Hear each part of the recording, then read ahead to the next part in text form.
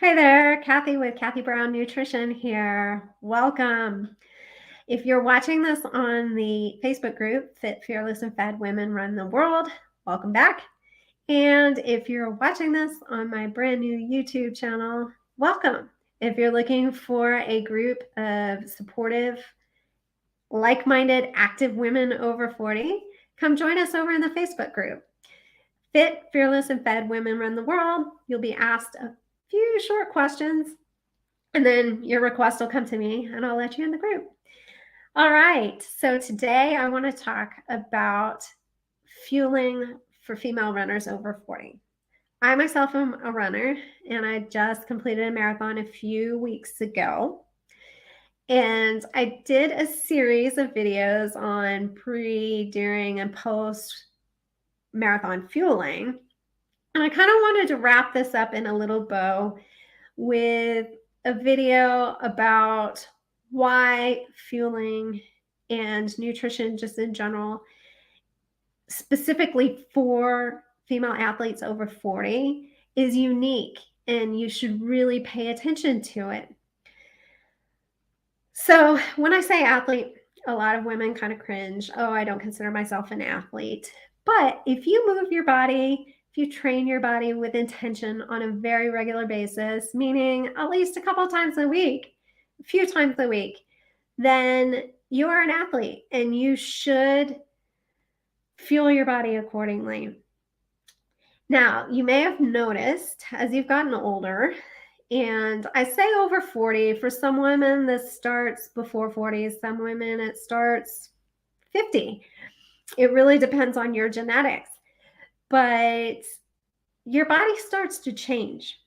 And historically, it really kind of has just been like, yeah, it just kind of happens. You're getting older, your metabolism's decreasing, but nobody really tells you why. And then menopause rolls around in your 50s, maybe a little bit earlier for some women, but nobody tells you that the two are kind of linked. So after you leave your prime reproductive years, and when I say prime reproductive years, it doesn't mean that you can't reproduce still. It just means your body is kind of slowing down reproduction a little bit.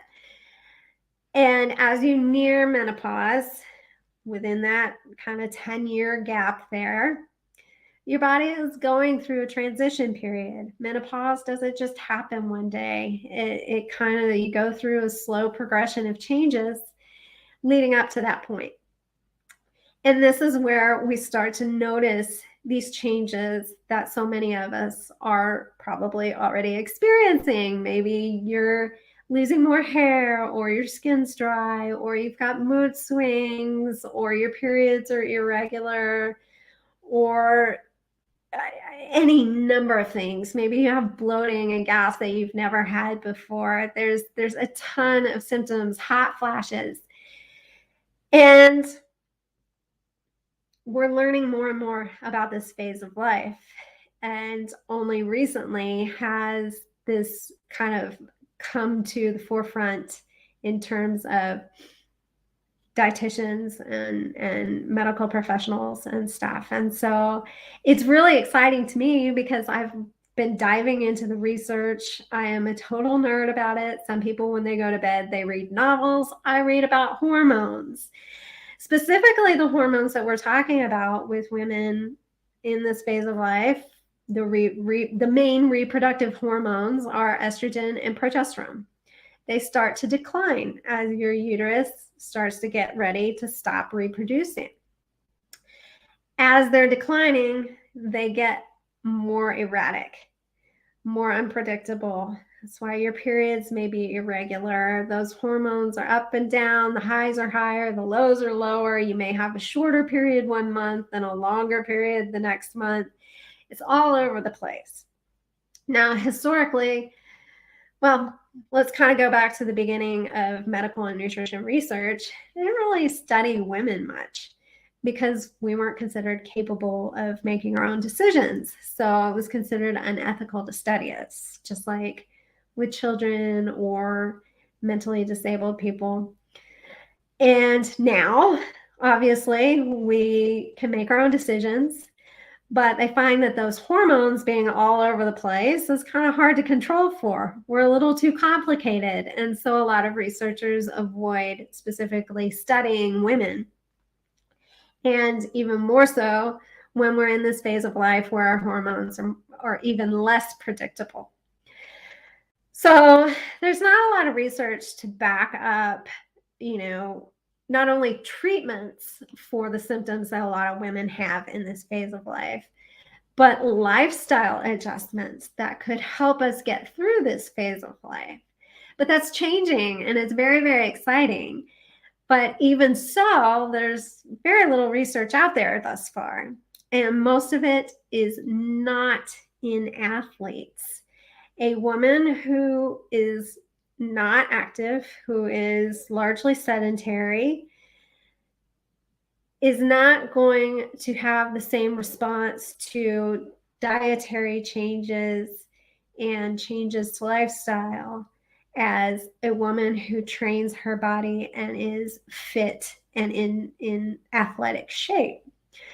And so that body of research really needs a little more work, but it is coming along, and we are learning more, and we are learning that, yeah, okay, we probably already recognize this, but our bodies don't respond to our normal diets or changes in diets that the way that it used to in our 20s. Things are different, and we have to adapt and adjust. And like I said, even though there's growing research on women in this phase of life and how we should eat and lifestyle factors like exercise and sleep and stress and how to adjust for these changing hormones, very, very, very, very teeny tiny percentage of that research is in female athletes. And so a lot of times the recommendations for female athletes is what was studied in men. It's the same recommendations that they give to men. And when you really think about the fact that those reproductive hormones play a huge role in how our bodies use the foods that we eat, it just doesn't make sense to give us the same recommendations that you give to men.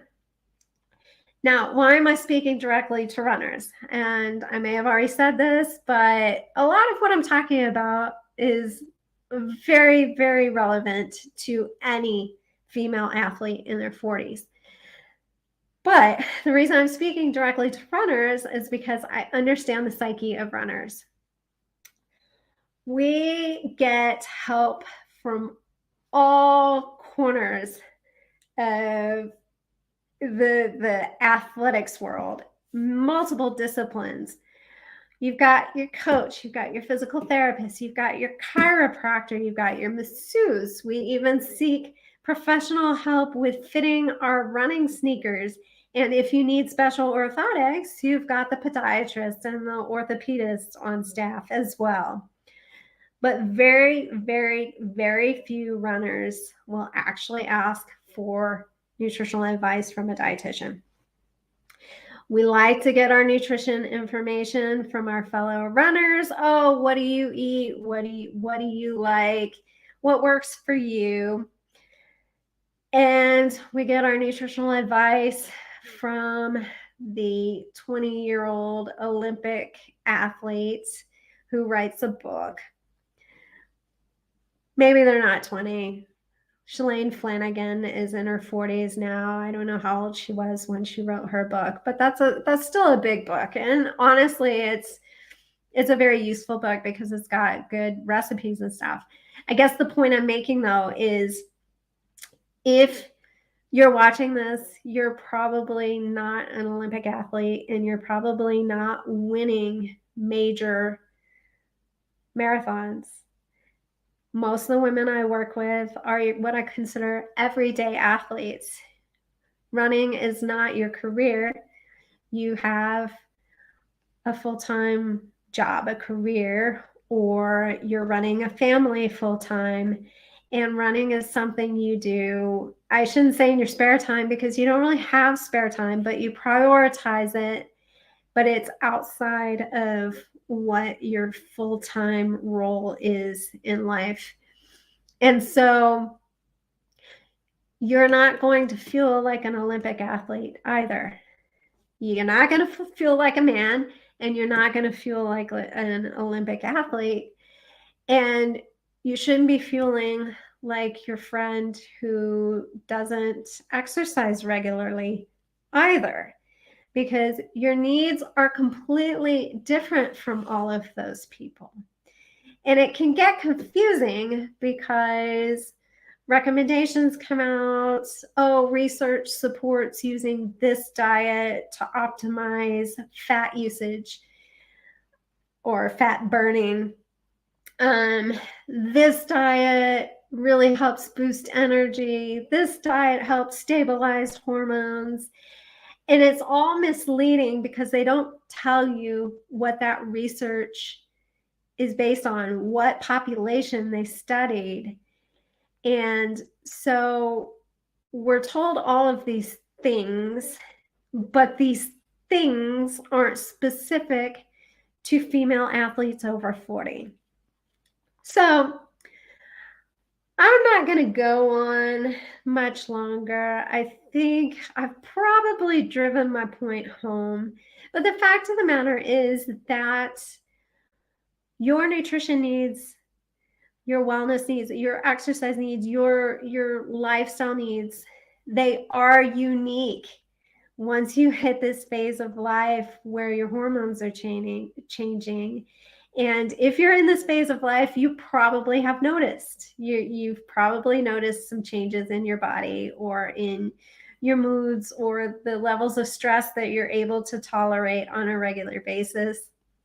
So I don't need to tell you who you are, but if you think that you might find some of the things that I talk about in my videos useful, I hope you will follow along. Like I said, you can join the Facebook group, Fit, Fearless, and Fed Women Run the World. And regardless, if you decide to come back or not, I hope you will. I hope you will find some of the little tidbits that I throw out there useful to help you not only survive this phase of life, but thrive with more energy, with more focus, with higher metabolism, and just fuel your body. Fuel your body, ladies. All right. Enjoy the rest of your week, and I will see you next time. Thank you so much.